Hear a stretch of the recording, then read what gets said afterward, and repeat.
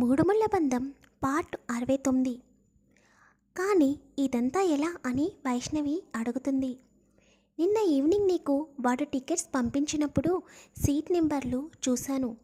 తర్వాత థియేటర్లో ఉన్న మేనేజర్తో మాట్లాడి కావాలని టెక్నికల్ ఎర్రర్ అని చెప్పి సీట్ నెంబర్స్ చేంజ్ చేయించాను అని చెబుతాడు విక్రమ్.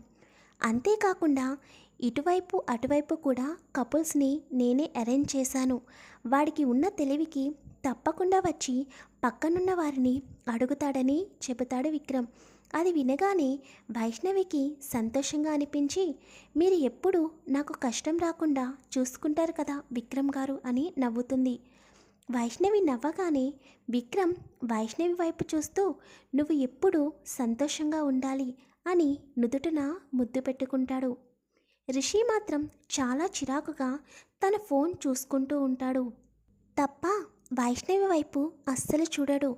తనకి అప్పటికే కోపం పెరిగిపోతూ ఉంటుంది. ఇంతలో స్క్రీన్ పైన అప్పటి వరకు వచ్చిన యాడ్స్ అన్నీ అయిపోయి మూవీ స్టార్ట్ అవుతుంది. మూవీ స్టార్ట్ అవ్వగానే వచ్చే రీసౌండ్కి వైష్ణవికి భయంగా అనిపించి, ఇంతకీ ఇది ఏ మూవీ విక్రమ్ గారు అని అడుగుతుంది. వెంటనే విక్రమ్ ఇది హర్రర్ మూవీ అని చెబుతాడు. అలా చెప్పగానే వైష్ణవి విక్రమ్ చేతిని గట్టిగా పట్టుకుని, అంటే నన్ను హర్రర్ మూవీకి తీసుకొచ్చాడా ఆ రిషి అని మనసులో అనుకుంటూ, ఇదంతా వాడు కావాలని చేసినట్టున్నాడు. హర్రర్ మూవీ చూస్తే కంపల్సరీ నేను భయపడతానని, వాడితో క్లోజ్గా ఉంటానని అనుకుని తీసుకొచ్చాడు అనుకుంటా అని మనసులో అనుకుంటూ విక్రమ్ వైపు చూసి, నాకు హర్రర్ మూవీస్ అంటే చాలా భయం విక్రమ్ గారు అని చెబుతుంది. దానికి విక్రమ్, ఇప్పుడు నువ్వు భయపడవలసిన అవసరం లేదు అని చెప్పి ఫస్ట్ వెళ్ళి నేను చెప్పినట్టు చేయమని చెబుతాడు. విక్రమ్ ఏం చెబుతున్నాడా అని విక్రమ్ వైపు చూస్తుంది వైష్ణవి. నువ్వు రిషి దగ్గరికి వెళ్ళి ఇలా చెప్పు అని చెప్పి విక్రమ్ వైష్ణవికి చెబుతాడు. ఫస్ట్ విక్రమ్ చెప్పిన దానికి ఆశ్చర్యపోయిన వైష్ణవి నెమ్మదిగా రిషి దగ్గరికి వెళుతుంది. రిషి ఫోన్లో చిరాకుగా చూసుకుంటున్నవాడల్లా వైష్ణవి పిలిచిన పిలుపుకి తేరుకుని పైకి చూసేసరికి వైష్ణవి తన పక్కన నుంచుని ఉంటుంది. వైష్ణవిని చూడగానే రిషి కూడా లేచి, ఏమైంది వైష్ణవి అని అడుగుతాడు. దానికి వైష్ణవి, రిషి గారు మీరు తీసుకొచ్చింది హర్రర్ మూవీకా? నాకు హర్రర్ మూవీ అంటే చాలా భయం. అందుకేనా పక్కన ఉన్న వ్యక్తిని నేను రిక్వెస్ట్ చేశాను.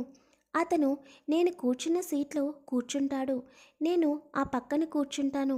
ఎందుకంటే అతని పక్కన ఒక పెద్దావిడ కూర్చుని ఉంది. నాకు కొంచెం భయంగా అనిపిస్తుంది. అందుకే ఆ పెద్దావిడ పక్కన కూర్చుంటే నాకు ధైర్యం వస్తుంది అని చెబుతుంది. రిషికి వైష్ణవి భయపడుతుందని తెలుసుకుని, నేను మంచి ఛాన్స్ మిస్ చేసుకున్నాను అని అనుకుంటూ ఇంకా ఏమీ చెయ్యలేక, నీ ఇష్టం వైష్ణవి, నువ్వు ఎలా కూర్చోవాలని అనుకుంటే అలా కూర్చో అని చెప్పి అసహనంగా మళ్ళీ తన సీట్లో కూర్చుంటాడు.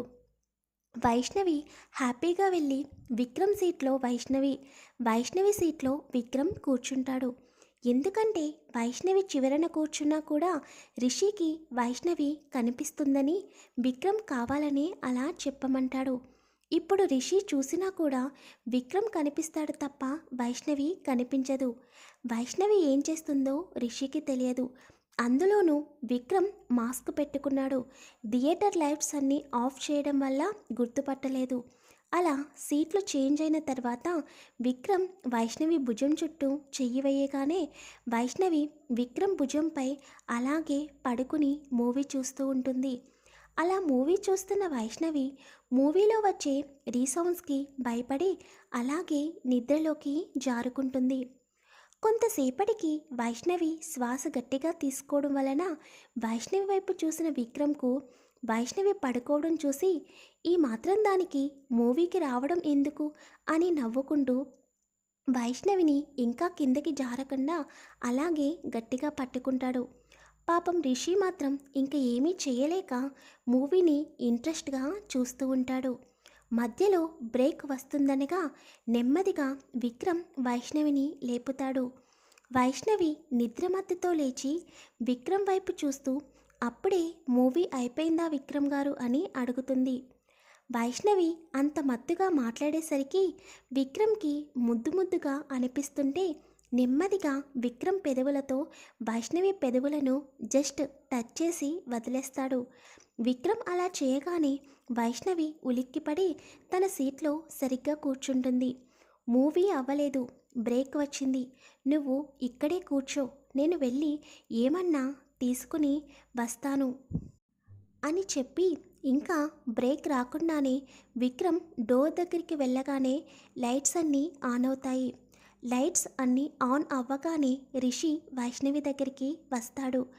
వైష్ణవి పడుకుందని తెలుస్తుంటే వైష్ణవి పక్కనే ఉన్న సీట్లో కూర్చుని ఏంటి వైషు పడుకున్నావా నువ్వు అని అడుగుతాడు.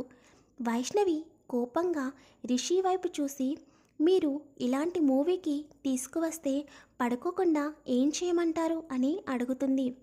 రిషి సారీ వైష్ణవి, ఇలా సీట్లు చేంజ్ అవుతాయని నేను అస్సలు అనుకోలేదు.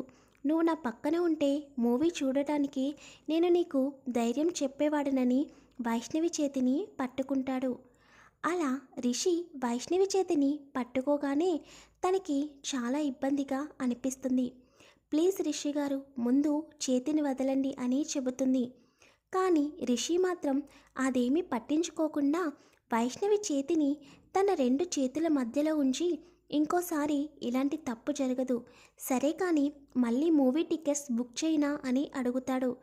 దానికి వెంటనే వైష్ణవి భయపడి ఇప్పుడు వద్దు రిషి గారు, తర్వాత చూద్దాము అని అంటుంది.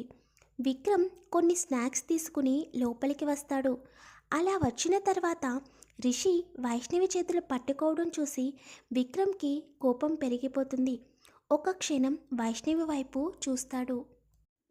వైష్ణవి చాలా ఇబ్బందిగా కదులుతూ తన చేతిని లాక్కోవాలని ట్రై చేస్తుంది. కానీ రిషి మాత్రం వదలడం లేదు. ఇంతలో లైట్స్ అన్నీ ఆఫ్ అవుతాయి. విక్రమ్ ఒక్క క్షణం కూడా లేట్ చేయకుండా అలాగే నడుచుకుంటూ వెళ్తూ రిషి కాలిని గట్టిగా తన కాలితో తొక్కేసి ముందుకి వెళ్ళిపోతాడు. అలా రిషి కాలుని తొక్కగానే వెంటనే రిషి వైష్ణవి చేతులను వదిలేసి తన కాలుని పట్టుకుని చుట్టూ చూస్తాడు. కానీ అప్పటికి నెమ్మదిగా జనాలు లోపలికి వస్తుండడం వలన తన కాలు ఎవరు తొక్కారు అన్నది రిషికి తెలియడం లేదు. వైష్ణవి మాత్రం ఏమీ అర్థం కాక కంగారుగా ఏమైంది రిషి గారు అని అడుగుతుంది. దానికి రిషి వైష్ణవి వైపు చూసి ఎవరో గట్టిగా కాలు తొక్కేశారు వైష్ణవి, చాలా పెయిన్గా ఉంది అని అంటాడు. మరి రిషి థియేటర్లో విక్రమ్ని చూస్తాడా లేదా అనేది నెక్స్ట్ ఎపిసోడ్లో తెలుసుకుందాం. వీడియో నచ్చితే కామెంట్ చేయండి, లైక్ చేయండి, షేర్ చేయండి, ఛానల్ని సబ్స్క్రైబ్ చేసుకోండి. Thank you.